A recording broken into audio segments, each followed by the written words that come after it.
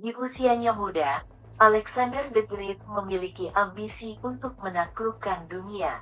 Ia memimpin kerajaan yang wilayahnya sekitar 4.800 km, membentang dari Yunani, Persia, Mesir, dan India.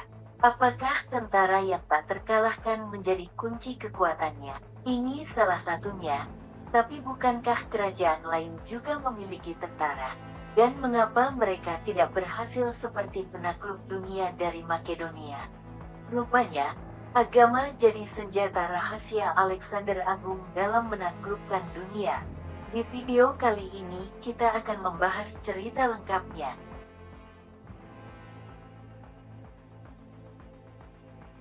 Dalam serangan militernya, ia menyembah dan menghormati dewa-dewi lokal dari tempat yang ia taklukkan.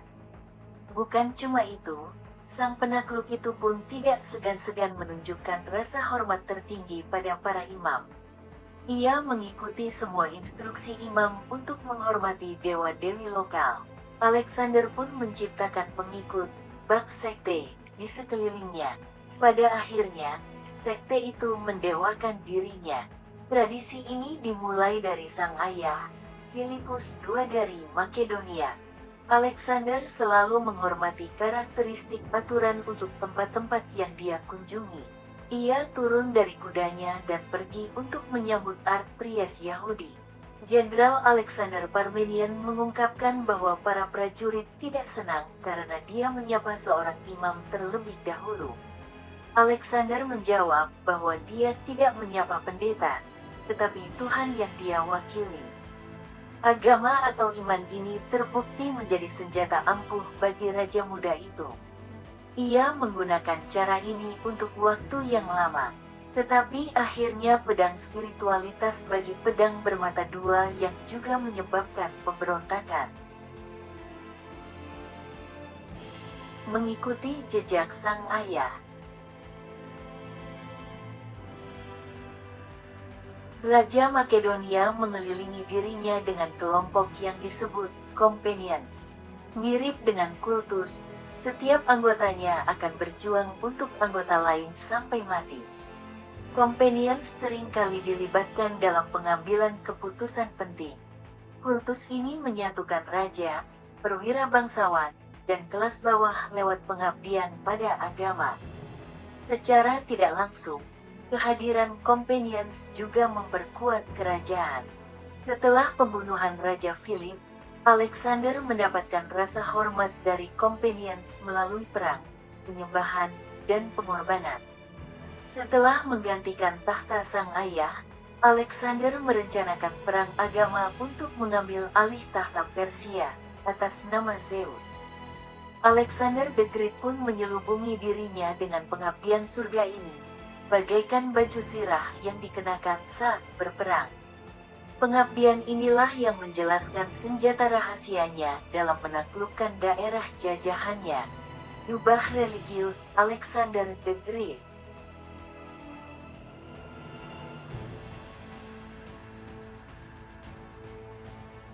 Alexander melakukan banyak upacara keagamaan sebelum melakukan operasi militer apapun. Tindakan pertamanya di Asia adalah menancapkan tombaknya ke bumi.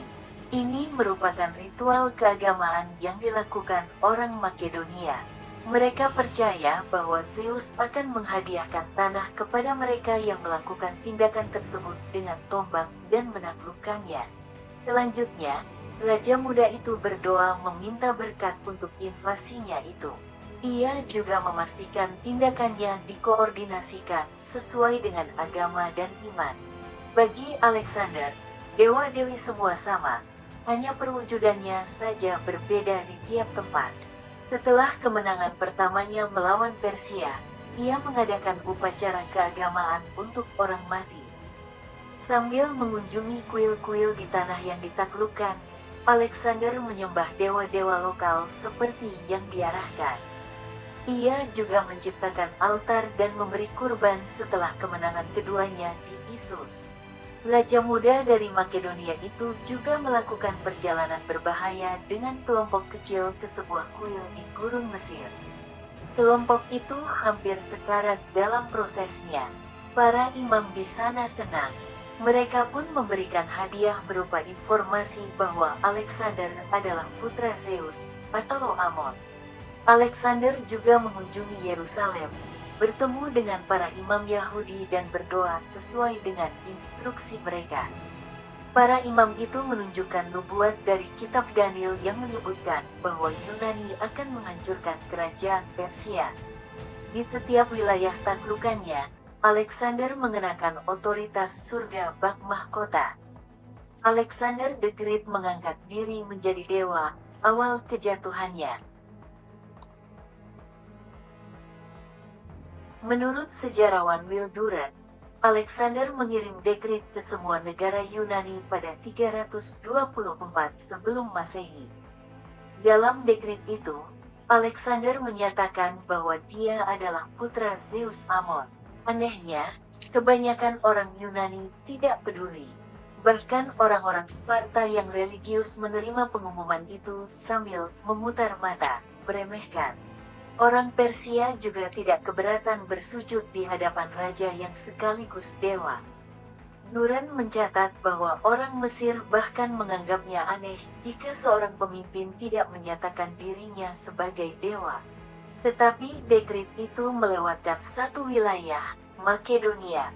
Mengapa? Ingatan rakyat Makedonia akan Raja Filipus II masih sangat kuat dan Alexander tidak mau mengutak-atiknya. Namun dekret Alexander ini rupanya memengaruhi Companions. Mereka tidak mau menjatuhkan diri ke tanah dan memuja seseorang yang dianggap setara dengan semua anggota. Benarkah Alexander the Great benar-benar percaya bahwa dirinya adalah dewa? Menurut Durant, bisa jadi ini menjadi taktik politik raja muda itu. Pasalnya, sebagai raja sekaligus dewa, cukup aneh jika ia juga menyembah dewa-dewi di tempat lain. Sementara ego raja dibelai oleh deklarasi tersebut, Durant percaya itu lebih merupakan taktik politik daripada Alexander yang benar-benar mempercayai dirinya sebagai dewa. Alexander berpengalaman dalam kekuatan agama. Alat apa yang lebih baik untuk menyatukan dunia yang bermusuhan satu sama lain? Saat itu Yunani, Persia, Mesir, dan India saling bertentangan. Di Makedonia, Alexander the Great kemudian membuat kultus baru dengan dirinya sebagai pusat. Alexander digambarkan sebagai iman pemersatu. Sayangnya, setelah kultus itu dibentuk di Makedonia, sang raja dewa meninggal. Namun, meski meninggal di usia muda, dalam banyak hal, Alexander the Great seakan masih berada di dunia. Penyembahan pada Alexander the Great setelah meninggal. Meskipun bukan dewa, Alexander berhasil membuat kultus barunya.